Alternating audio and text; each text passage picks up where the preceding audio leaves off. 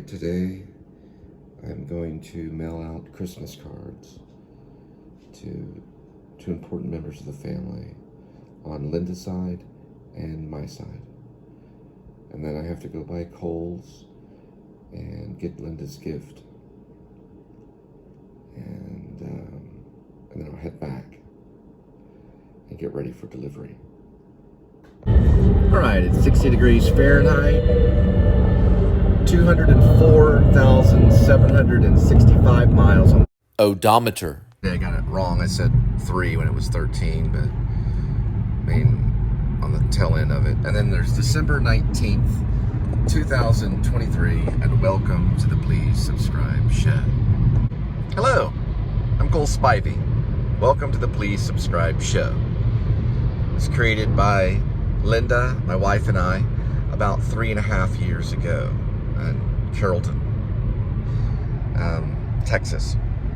Okay, and then we've moved on to Fort Worth. Now I'm going to Kohl's to buy my wife Linda a Christmas present. So we're gonna see what we can get. She asked for underwear. Okay, so we asked for things that we need. So I have to find something in her size. And then I have to go by Walmart and pick up a few other supplies. So that's probably what you'll be seeing. We're crossing Lakeworth coming up here. Thanks for tuning in. And about membership. So they're telling me to prepare to offer membership, but it's currently not open right now. But you can still be a private member by just Giving to my PayPal, and I'll consider you a member that way. All right, but the offering we have to have 1,000 subscribers. We're actually going to Lake Worth right now. So we're working on that tail end of it. We may do some live stream coming up this New Year's.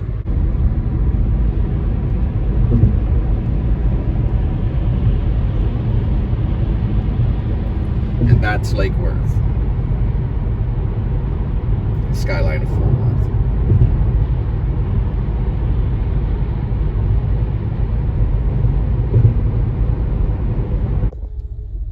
Okay, we're pulling into Kohl's, the one with Sephora. Most of them have it. It's not too bad. It's December 19th. It's not like a full lot, but there's more than usual.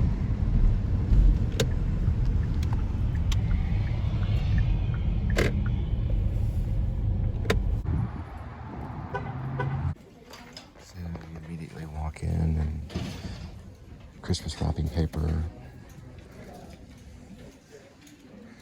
And these cards here you can get.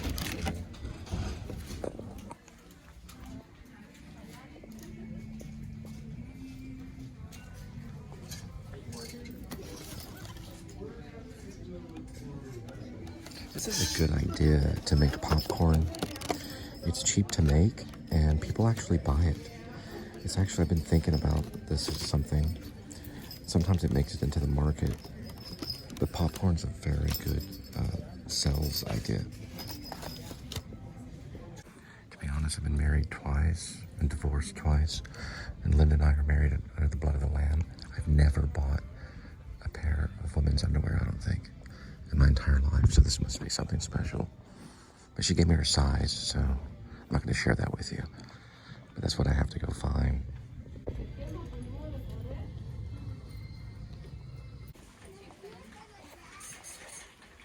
All right, looks like we got that out of the way. Now we head to the next location. She also told me you can check on your Kohl's app, and it'll have the Kohl's Cash on the app, and you can scan a little barcode there if you didn't bring the Kohl's Cash. But they do send sometimes a little $5 Kohl's Cash, and those things don't always go on the app. I think they sent one, but I forgot to bring it. But anyway, usually you can see the Kohl's Cash on the app. So I was able to get the Christmas gift. So that was the first and only one I bought this holiday. So we've been budgeting. So Walmart, this one particularly looks a little busier. All right, by the lake. It's the Lakeworth one, is a larger one. Looks pretty packed right now, December 19th.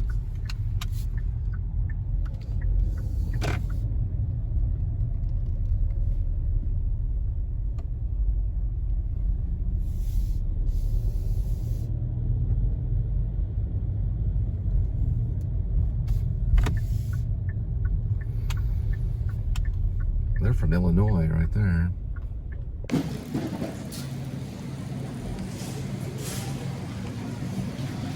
Got a snowman here too.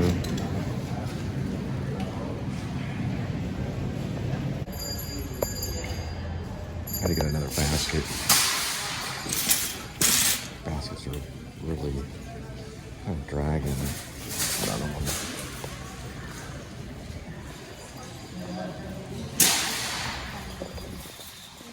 I can find a halfway decent basket. Yeah, this one's like a big one.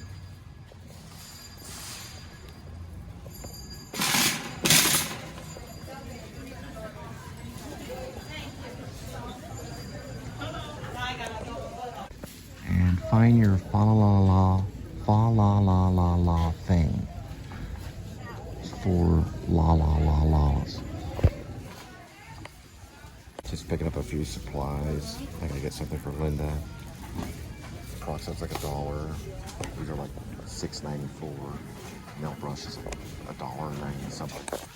All right, what we usually give Kitty is this one with the lady on it. $6.94 chicken ingredients. This one Linda likes to buy for Kitty. Now we have to get her beer. Since I have my Snap card, I'm gonna see if I can find some cereal. They're playing like every other song is a Christmas song. Very stressful for the shopper. Highly suggested to buy Christmas presents, which I did, but not here really. Just supplies. You know, you guys sell grape nuts. Like, you also had something called nutty nuts. They're like grape nuts. All right, so they do have grape nuts.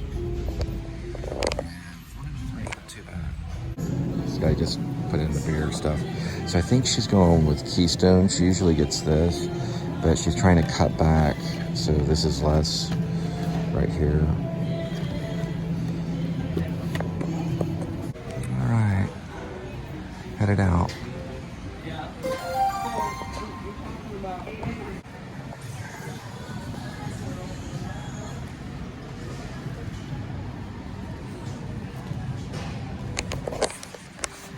I really shouldn't, but I think I'm gonna try this winter edition, little pear edition Red Bull. Use a Snap on it, just for a treat. All right, for Snap, I'm only spending $7.51 right now on this and the Red Bull on there.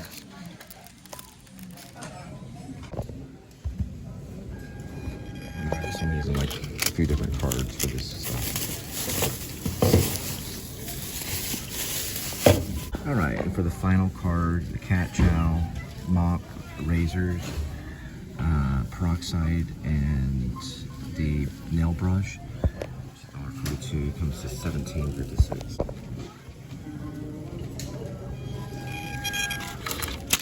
All right, so I got this done with like 3 different cards, one being the Snap card, and now I'm headed out.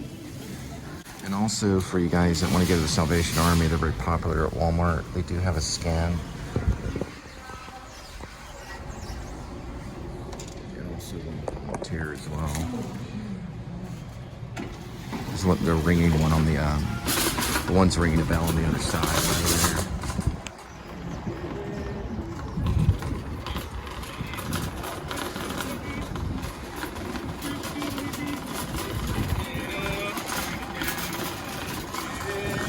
So we got a Christmas singer. It happens in the holidays.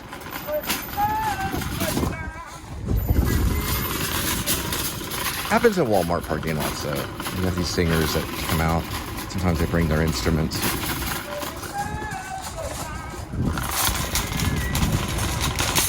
It's actually pretty good. All right, we're headed back. I'll stop in, and then I gotta get ready for delivery tonight.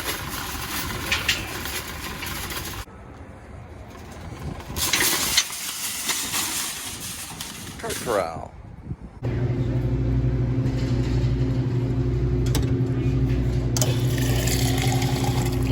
Your car salesman that drank this Diet Mountain Dew all the time. He ended up a millionaire selling cars. That's where we went.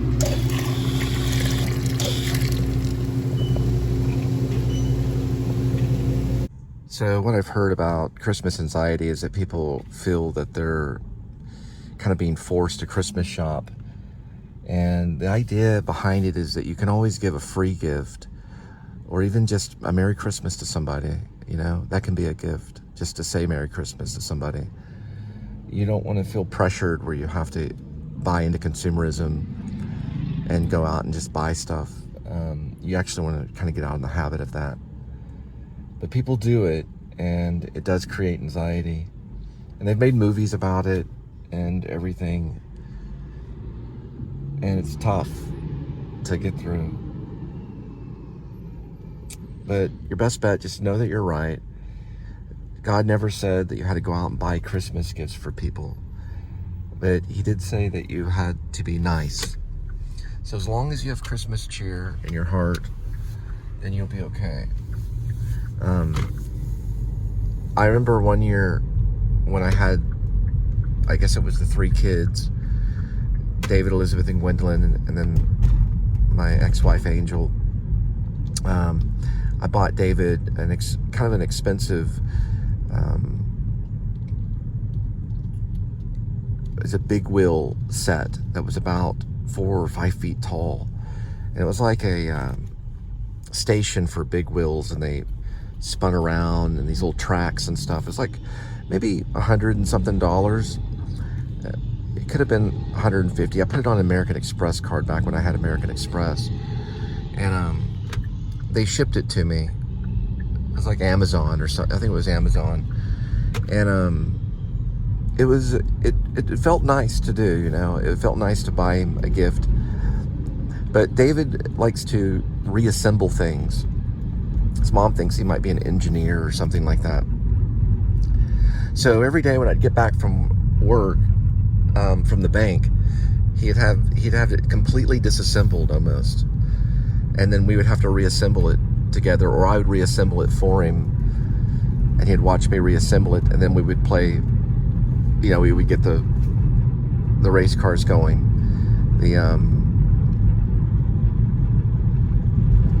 I guess you call them big wheel, you know, they're big wheel race cars. You know, those little Matchbox race cars, and then you release it, and it goes down the track, and it spins around. And I do that almost all the time. I'd come home, I'd go into the toy room. They had this huge toy room. I vlogged it, the toy room, a few times. They had a lot of toys,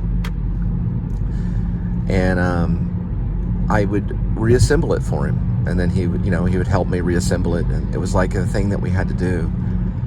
And I kind of saw it as a headache, but really I didn't see the blessing in it, you know, because I was reassembling a big wheel set for my son, you know, with him. We were working together. And I only got to work with him until he was about the age of 5. And that it can happen because of how the legal system is set up today. So if I were you and you were going to get married and eventually have kids, go ahead and get a lawyer to protect you.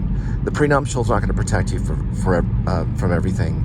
But if your wife knows that you actually have a lawyer, it might keep you guys together. If she knows that you're actually really going to fight, you know. I plan to. I'm just asking God to show me a way, so I'll be able to see my kids again. And maybe this is it. You know, maybe he's showing me a way by telling these stories. But we did work together to put the big wheel together every night. And I haven't seen a photo of them since the February, I believe, of 2020, of when we had the big freeze. I haven't seen a photo of them or anything, but I did call Angel this year on accident. It was a very complex story. Another angel had called me, and for some reason I thought it was my ex-wife that called me. So I called her, and I think Gwendolyn picked up the phone. It was a young, like, toddler. You know, Gwendolyn would have been about, I guess, let's see, she was 18, so 19, 20, 21, 22, 23. She'd been going on 4 years old, I guess, at that time, because it happened like last year or almost a year ago. And she said, "Mama, phone." And I think that was Gwendolyn. And then Angel picked up the phone and she said, hello. She said, who is this? I guess she didn't check the caller ID. And I said, this is Cole. And there was a brief moment and then she hung up. So she's in that spell, because that's wrong. Even if I was once her husband, it's still wrong to do that. I said, this is Cole, as in Cole Spivey, and then it's just, I guess when you have love towards someone to that degree, they might, hold, I guess, a form of hatred against you, because there's a fine line between love and hate. So I was not able to talk to her. There might be a time in the future that I'll be able to actually have a conversation with her again, because we made an agreement together in front of the cross to stay together, and that agreement was broken by her, and I can't force her to change. But if she does, then I may be able to see the kids again, because she can still let me see the kids regardless of what the law may say, because she can still see me. She can still allow me to see the kids. She can do that anytime she wants. They can't do anything about it, because there is no law against kindness. They have no law against being kind. Not today, they don't. There's no law against it. And that is in the Bible.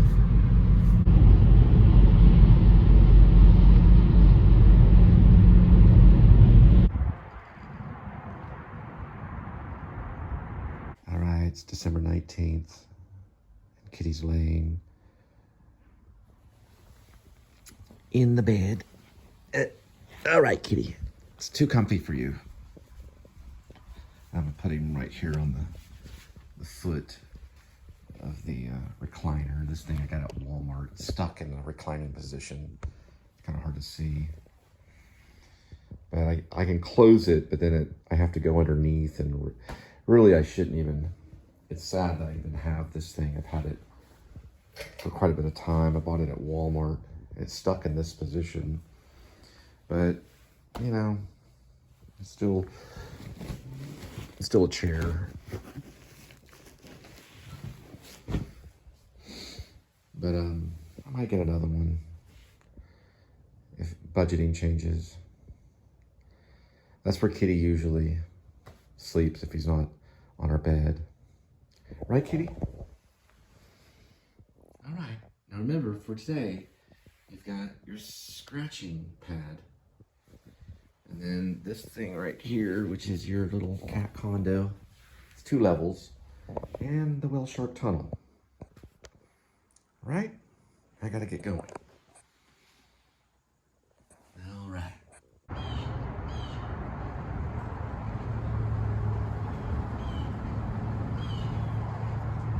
All right, we're dealing with 63 degrees Fahrenheit presently. I've already done this once, I'm doing it again. We're at 204,784 miles on the odometer. Hopefully I said odometer earlier. It's an odometer. I noticed something about, vlogging and then like also kind of keeping up with your habits and rituals that you do as a person. And I've just noticed in my life, I've noticed that I jog. I don't know if we're all this way.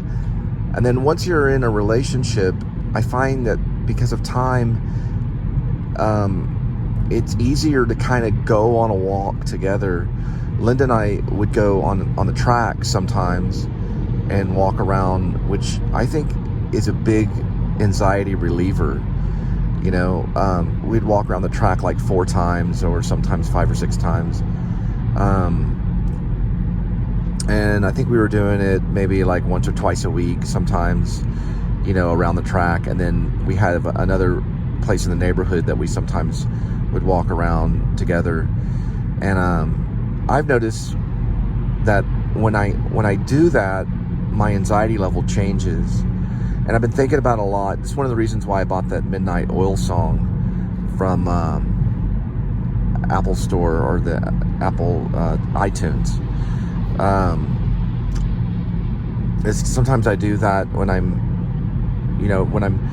when I'm doing like a routine, I'll buy a song and add it into the routine. So I have a collection of Apple songs that I put in like a playlist, and it's just part of my ritual. But I've noticed that since I've, haven't really been able to get back and out and walk, because I guess it's getting colder out, that, your anxiety level, it's like a cramp kind of feeling of being cramped kind of. But there's still activity. So I feel that the more activity you have in your life, like when it comes, for example, like cardio and stuff like that, it's very difficult to do. I'm 50 now, but it lowers the anxiety level because you exert amount of energy, which they call exercise, right? And exercise is exercising that, you could even say like a demonic force, or exercising that anxiety out of you. And it does work. Now, too much of it can be difficult to deal with, because then you have to keep up with that amount. But the magic number, I think, with cardio or jogging and things like that, if I ever get back to it, and I hope I do, I think it's around like maybe like 30 minutes or so, 20 to 30 minutes or so, like around that time. And that's just keeping the heart rate up for that amount of time. It can even be fast walking. It doesn't have to necessarily be jogging. Linda and I we would walk and then do like a little bit of jogging to exert energy to a point where you build up a sweat, and we'd go maybe a mile, but that changes things in your life. It changes the creativity level. I notice the more I do that, the more I'll get to writing or even get to a song. If I don't do that and I sit back, I become more of an observer, and I also feel the weight of not doing it as much, So anyway, I just wanted to talk about that for a minute. All right, we're headed to delivery.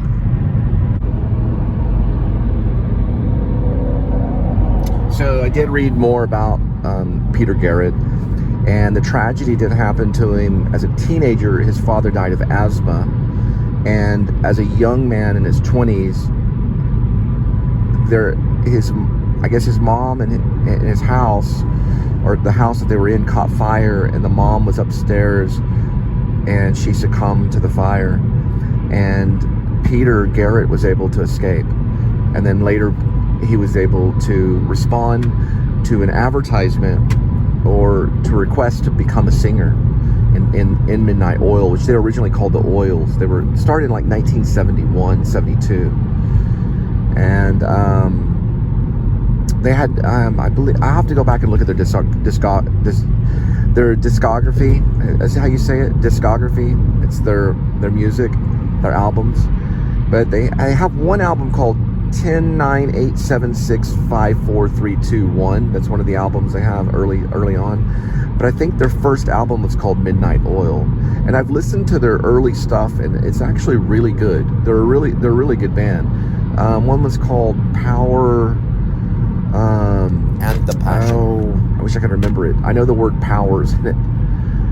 I was listening to it last night. It's one of their first hits that came out of Australia. They did make the top 20 here, Billboards in the U.S. chart, and I believe that was on Diesel Dust, or in that area, in that time when that Diesel Dust came out, which I believe was 1987. And then they continued to have success after that, even into the 90s.